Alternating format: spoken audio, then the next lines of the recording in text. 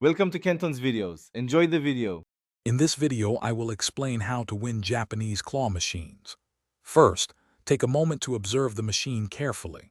Look at the prize position and try to gauge the claw's grip strength. Many machines have a sweet spot where the claw is strongest. Aim for prizes that are already close to the drop hole or are balanced precariously on an edge. Knowing the machine type, like a Taito or Sega machine, can also give you an advantage.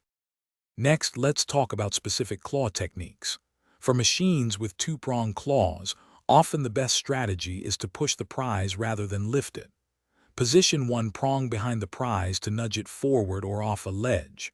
With three-prong claws, try to hook a specific part of the prize, like a tag or a limb, to gain better control. Remember, a gentle nudge can be more effective than a forceful, direct lift.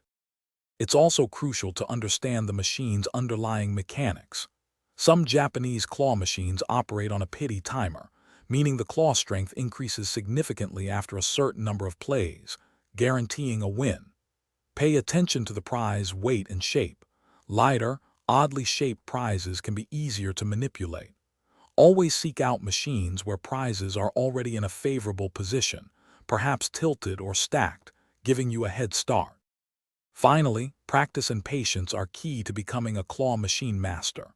Begin with machines that appear easier, perhaps those with smaller, lighter prizes, to hone your skills.